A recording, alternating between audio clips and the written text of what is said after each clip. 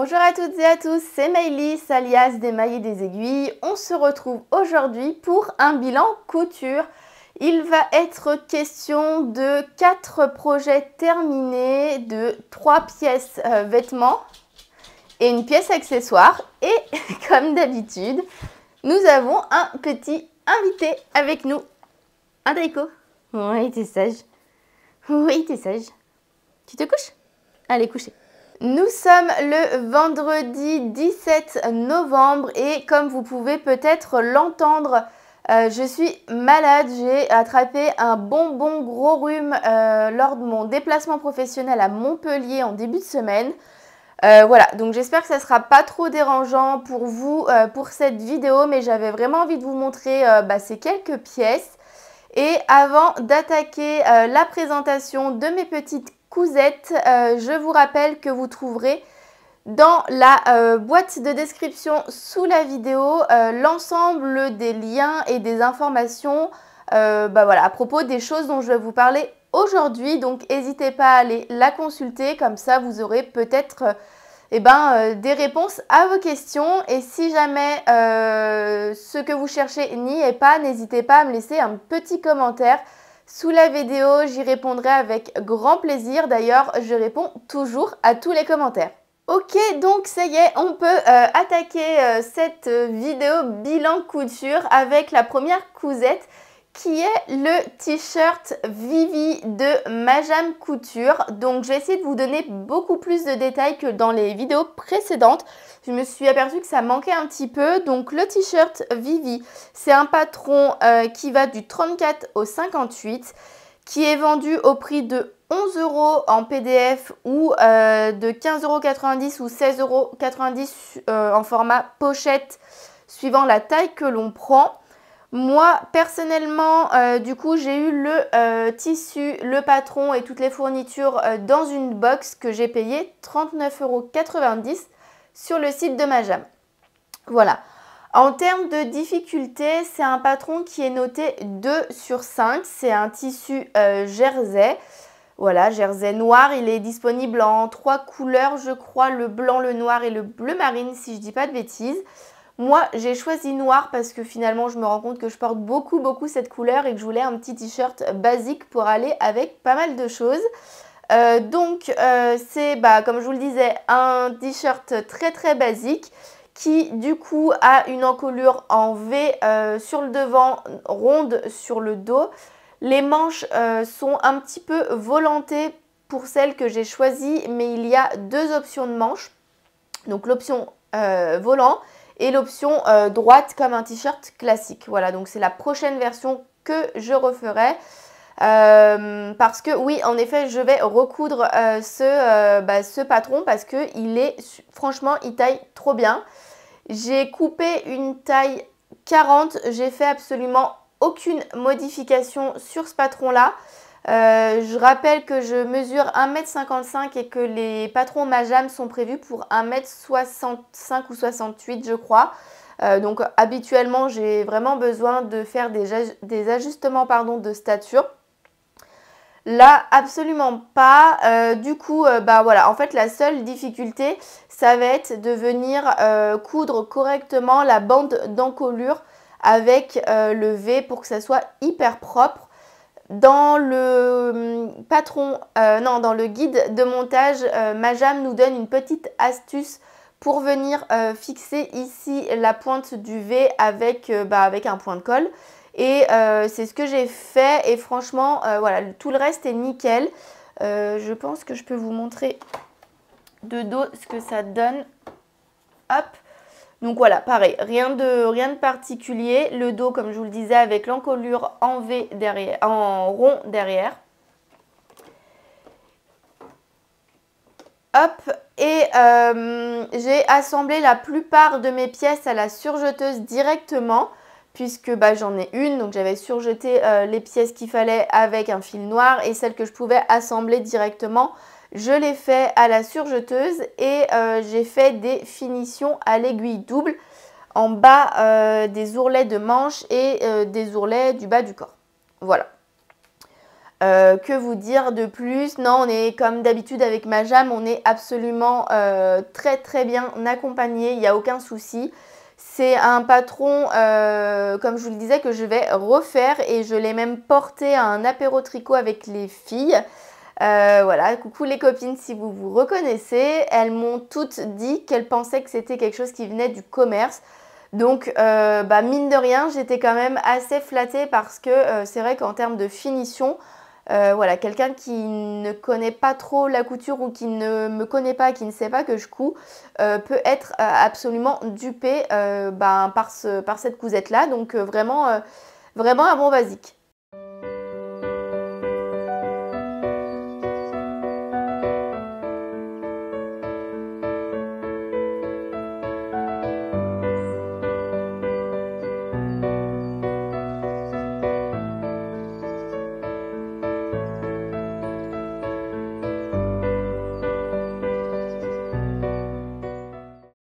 Deuxième cousette que j'ai pu réaliser ces dernières semaines, il s'agit de la robe Candy, toujours de chez Majam Couture.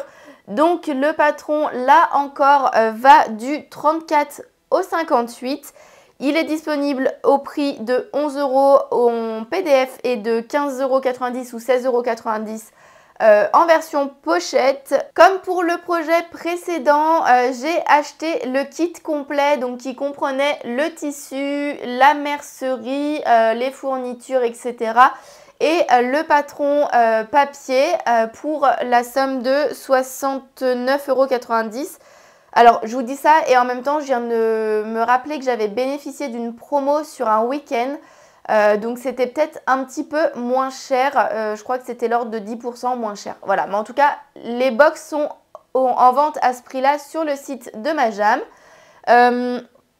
C'est également un patron qui est noté 2 sur 5 en termes de difficulté, qui est plutôt pour moi assez accessible. Il n'y a pas trop de choses difficiles pour des débutants. Il y a un certain nombre de pièces, mais ce n'est pas des pièces qui sont compliquées. On a des petits empiècements là au niveau des épaules. On a une pièce de parmenture, enfin des pièces de parmenture pour l'encolure. La pièce devant, les manches.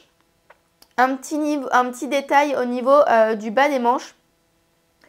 Je vous montrerai tout ça filmé de plus près, ça sera plus simple.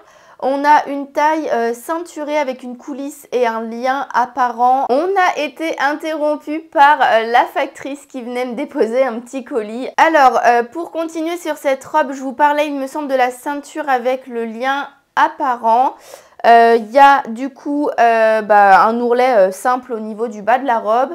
Sur le côté, on a des pinces au niveau de la poitrine.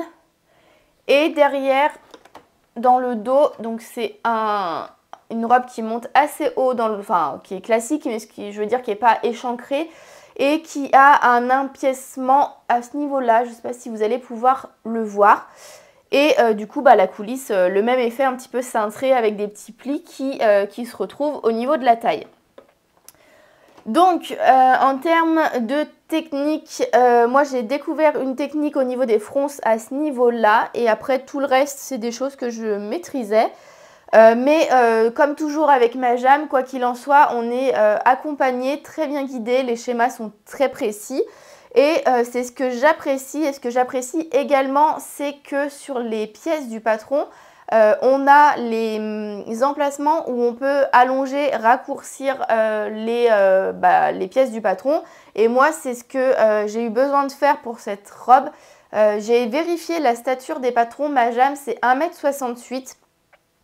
Et sur cette robe-là, donc je l'ai coupée en taille 40. J'ai pas fait d'ajustement. Voilà, j'ai gardé la taille 40 tout le temps. Par contre, au niveau de la jupe, j'ai retiré 3 cm et au niveau du devant, j'ai retiré 2 cm. Donc ce qui fait que j'ai fait un ajustement de stature de 5 cm pour qu'elle puisse correspondre à ma morphologie. Et le fait d'avoir retiré 2 cm sur le devant, ça m'a permis de rehausser un petit peu la ligne de taille qui, chez moi, est un peu plus haute. Voilà, et de ne pas, et les 3 cm au niveau de la jupe, c'est pour ne pas avoir une jupe qui était trop longue. Puisque comme je suis petite, si je fais des jupes qui arrivent vraiment au niveau du genou, ça a tendance à me tasser un peu, donc j'essaye de faire en sorte que ça tombe au minimum au-dessus du genou, sinon un petit peu plus haut au niveau des cuisses. Voilà. Que vous dire de plus? Le tissu est absolument trop agréable à porter. C'est une viscose Camel. Je crois que le tissu en lui-même s'appelle Empreinte et il est disponible également dans le coloris noir. Et franchement, je me tâte vraiment à le commander en noir parce que quand j'ai porté cette petite blouse, je n'ai eu que des compliments à mon boulot. Donc c'était trop chouette. Je commence en fait à m'apercevoir que c'est pas qu'avant je ne savais pas, mais avant j'allais plutôt au coup de cœur et maintenant, certes, je me tourne vers des patrons et vers des tissus qui sont forcément coup de cœur, sinon je ne le ferai pas, on est bien d'accord. Mais j'arrive de mieux en mieux à savoir ce qui va correspondre à ma morphologie et un petit peu à mon style. Donc ça c'est chouette. Et d'ailleurs ça me fait penser que j'ai acheté le cours pour adapter les patrons de couture de chez Majam sur la Majam Academy. Et j'ai fait tous les cours du coup de ce programme-là. Et franchement, ça m'a beaucoup aidé. Donc il y a pas mal de choses déjà que je connaissais parce que je m'intéresse un petit peu aux ajustements. Mais par exemple, quand il n'y avait pas la ligne d'ajustement allongé, raccourcir sur les patrons, et que j'avais besoin de le faire, je ne savais pas forcément où la placer. Et grâce à ce cours-là, j'ai pu apprendre à placer ces lignes d'intervention, comme on les appelle, à différents niveaux et sur différentes pièces. Donc normalement, les modifications de stature n'ont plus de secret pour moi.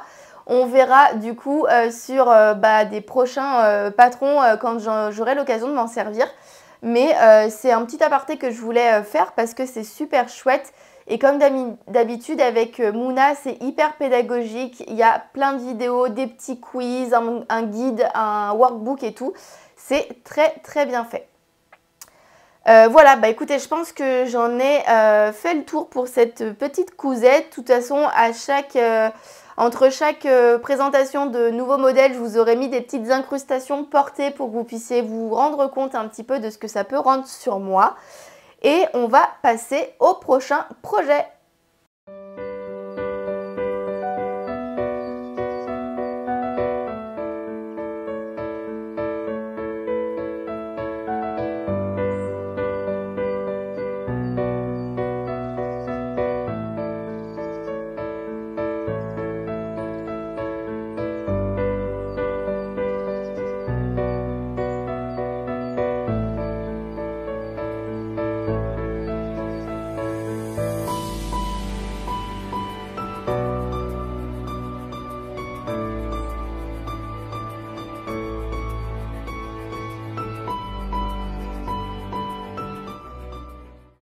Donc le prochain projet, je le porte sur moi. Il s'agit de la chemise Jeanne de Clématis Pattern.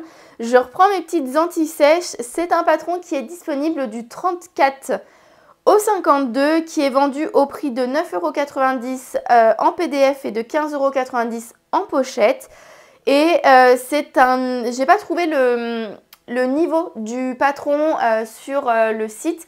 Mais ça reste une chemise avec les codes de la chemise et donc je dirais que c'est plutôt un niveau intermédiaire à avancer.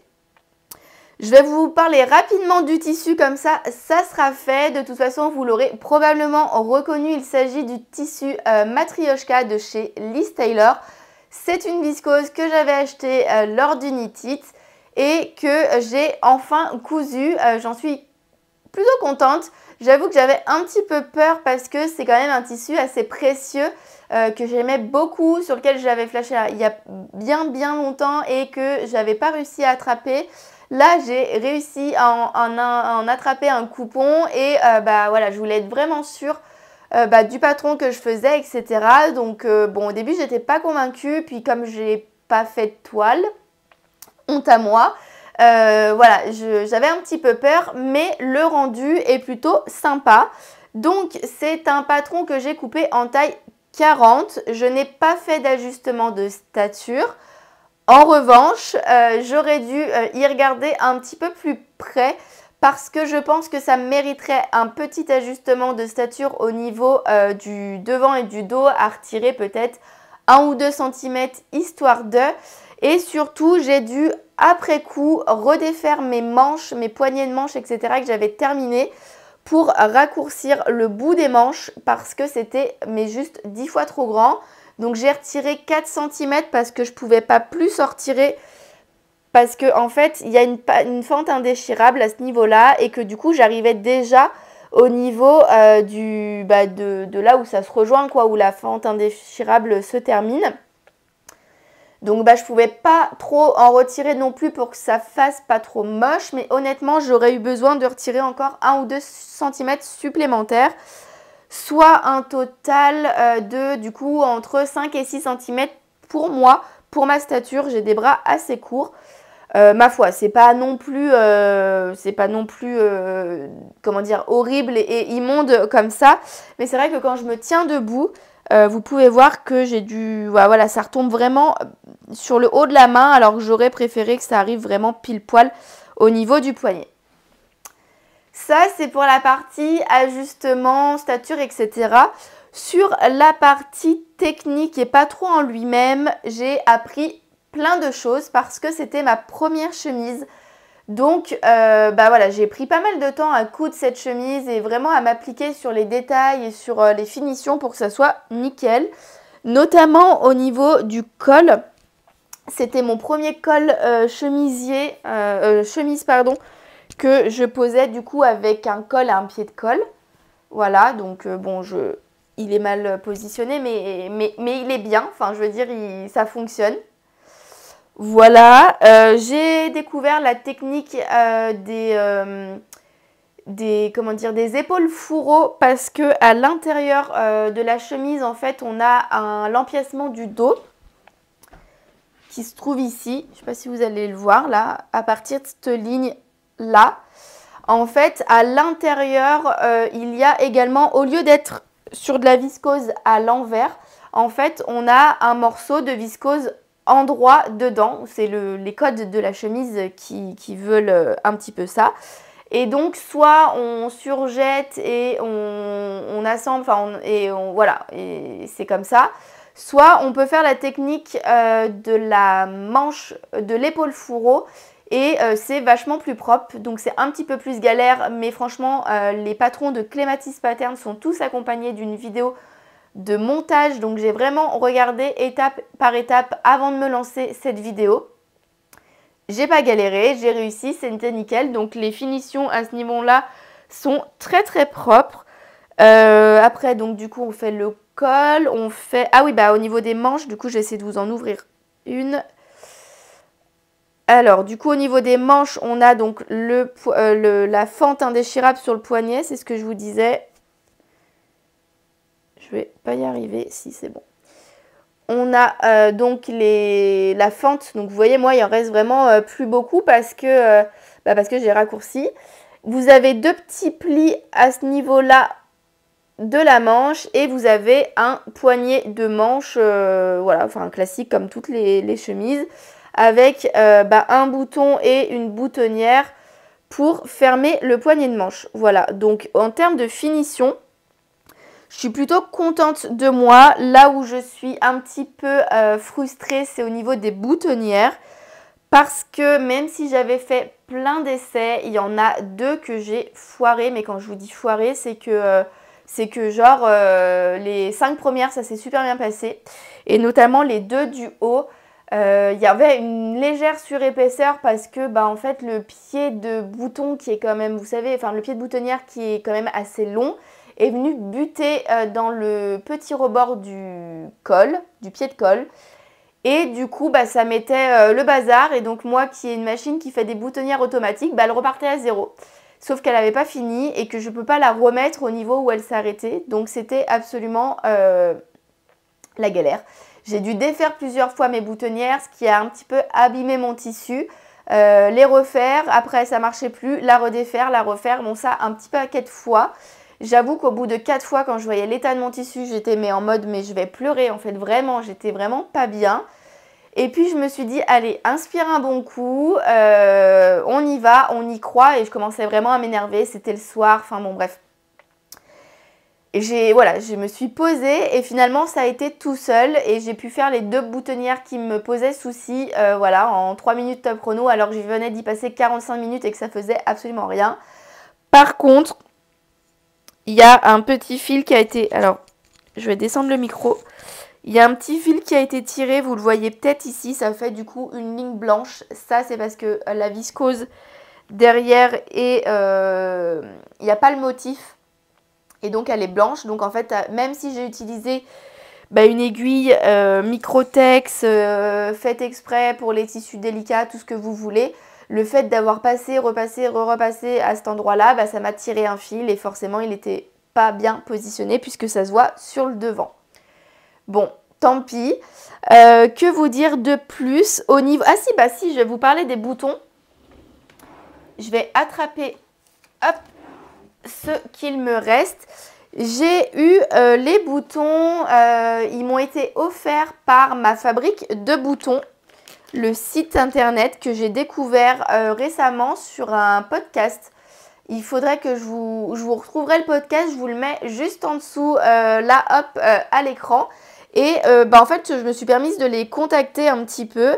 On a discuté et du coup, ils m'ont envoyé les boutons pour mes 3 prochains projets.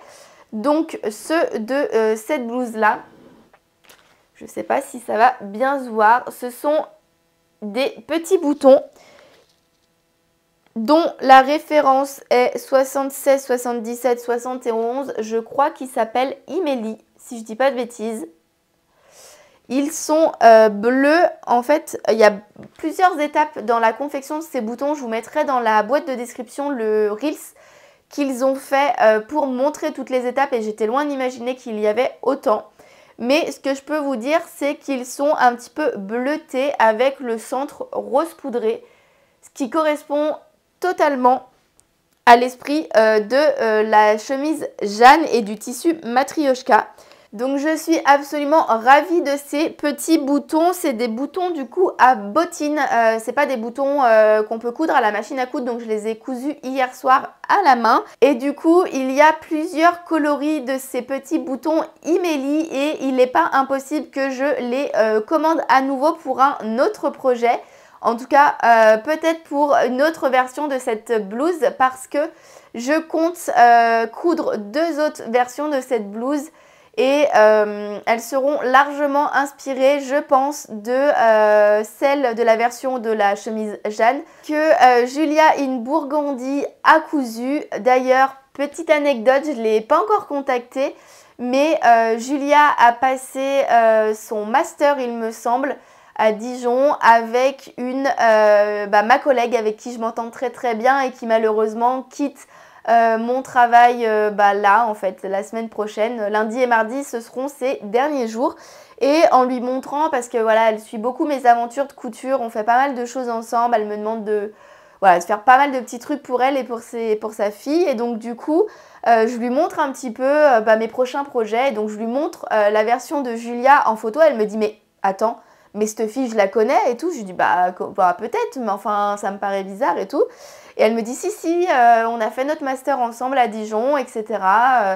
Enfin bon bref. Et donc du coup, le monde est trop petit, vraiment tout petit. Et donc j'avais dit que j'écrirais à Julia pour lui dire que j'allais largement m'inspirer de sa version.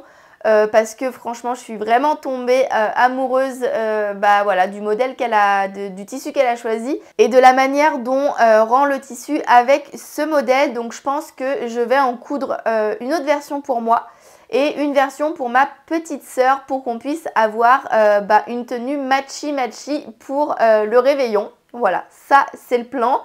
Donc je comptais lui dire ça et je comptais également lui parler de ma collègue et de lui dire à quel point le monde était petit et que au détour d'un café comme ça, d'une discussion qui n'avait absolument rien à voir avec le travail, comme quoi on peut se trouver des points communs. Donc je trouvais l'anecdote assez rigolote. Voilà pour ce patron et on en a terminé avec les projets couture habillement. On va passer sur le dernier projet qui est une petite cousette d'accessoires.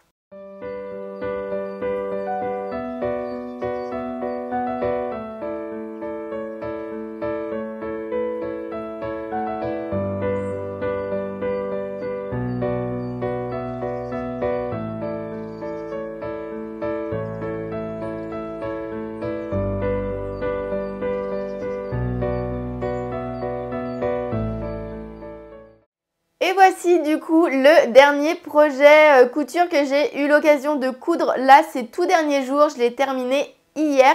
C'est le sac Anaël de Créalor. Donc c'est un kit que j'avais acheté sur un salon Tisséade à Mâcon au début du mois. Et c'est un kit que j'avais acheté à 25 € qui contenait du coup tout le tissu, le patron, la mercerie, vraiment absolument tout. Et voilà, sur lequel j'ai flashé. Alors pour la petite anecdote, ma soeur a flashé dessus puisque j'y suis allée avec ma soeur. Et après, du coup, elle savait pas trop parce qu'elle ne coupe pas. Même si j'essaye de la mettre à la couture, c'est pas trop son truc. Donc du coup, je lui ai dit, ouais, bon, moi je vais me le prendre. En fait, ce qu'elle me disait, c'est qu'elle aimait beaucoup cette version, mais que c'est pas ce qu'elle porterait au quotidien.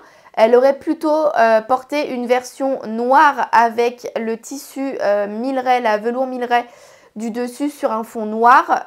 En fait, il y était avec les fleurs camel comme ça, mais le fond noir, c'était le kit en fait qui correspondait à un velours côtelé vert. Et du coup, ma soeur ne porte pas non plus trop cette couleur. Donc, elle me dit, bah mince, on peut pas faire des mix de tout ça. Et donc, non, en fait, sur le salon, ils avaient des kits déjà tout faits, donc c'était pas possible. Mais je lui ai dit, écoute, du coup, je me le prends pour moi parce que moi, j'ai vraiment flashé dessus. Et on verra déjà comment si j'arrive à coudre le patron, etc., les quantités de tissu nécessaires. Et au pire, je verrai avec le site s'ils peuvent pas créer un kit sur mesure ou si c'est pas possible, je rachèterai moi de mon côté les fournitures nécessaires pour pouvoir lui faire le sac dans ce coloris. Voilà, donc ça c'est le deal. Donc peut-être qu'il y aura une autre version de ce sac à venir dans les semaines ou mois prochains parce que pour le coup je ne vais pas en recoudre un de sitôt. Pour vous parler un petit peu plus du sac, le patron est noté 2 sur 4 boutons, il me semble. Et je trouve que ça correspond plutôt bien, même si en effet, il n'y a absolument rien de compliqué. C'est plutôt les épaisseurs qui vont venir être un petit peu galère par moment. C'est un sac qui a donc un rabat. Ça, vous voyez le dos. Le devant qui vient se fermer avec un bouton aimanté. Hop. Et qui a une doublure bleu marine avec du coup sur la face qui est contre nous une fermeture éclair pour venir, c'est une poche avec une fermeture éclair, voilà. Hop, j'espère que vous voyez bien. Et de l'autre côté, c'est une poche dans laquelle on peut venir glisser des petites choses et un emplacement pour les stylos. Voilà. Je ne sais pas trop si vous allez bien voir l'intérieur puisque c'est assez sombre.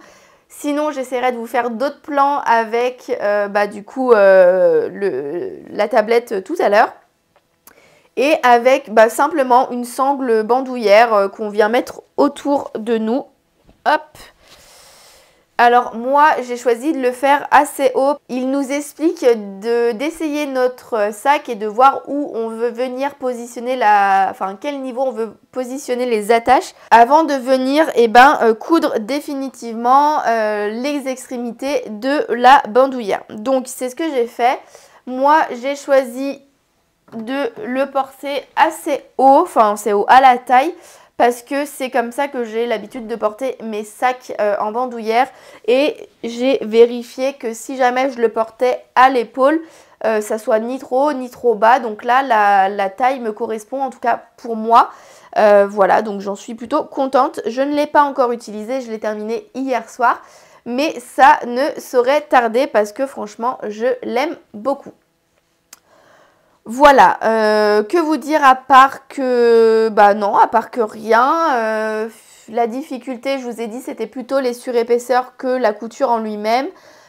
Tout est très bien expliqué et ça m'a permis de me rendre compte que j'aimais bien quand même coudre des accessoires. J'en couds pas assez à mon goût.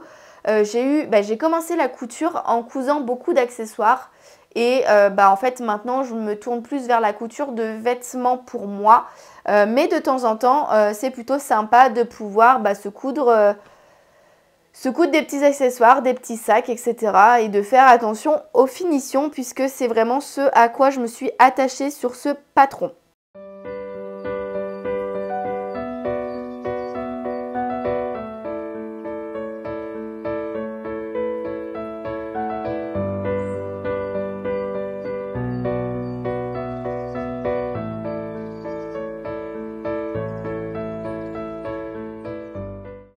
Voilà, et écoutez, on a terminé avec la présentation des projets que j'ai cousus ces dernières semaines. J'espère que cette petite vidéo vous aura plu. J'ai pris beaucoup de plaisir à la tourner comme d'habitude, même si je suis un petit peu malade. Je ne vous parle pas des projets à venir, enfin même si je l'ai un petit peu fait au cours de la vidéo, parce que honnêtement j'ai envie de coudre plein de choses et plein de choses qui sont totalement dans des... qui sont totalement différentes dans des chemins, une veste un petit peu moumoute ou alors une robe de fête. Enfin bon bref, j'ai plein d'idées qui me passent en tête. Donc je vais pas m'avancer là-dessus parce que c'est trop indécis pour le moment.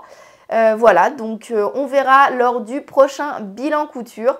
J'espère que vous avez pris du plaisir à regarder cette petite vidéo. Si c'est le cas, n'hésitez pas à me mettre un petit commentaire, un petit pouce vers le haut et à vous abonner si ce n'est pas encore fait. Vous avez l'habitude maintenant pour ceux et celles qui me connaissent. Ici, on parle couture, tricot, broderie, en tout cas loisirs créatifs et un petit peu de blabla. J'essaye de sortir une vidéo par semaine le vendredi sur ma chaîne. Ça fait un petit moment que je m'y tiens, j'ai jamais été aussi régulière sur YouTube. J'espère que ça va pouvoir continuer. En tout cas, si le contenu que je vous propose vous plaît, n'hésitez pas à m'encourager. Et je vous dis à très bientôt dans une prochaine vidéo. Bye bye!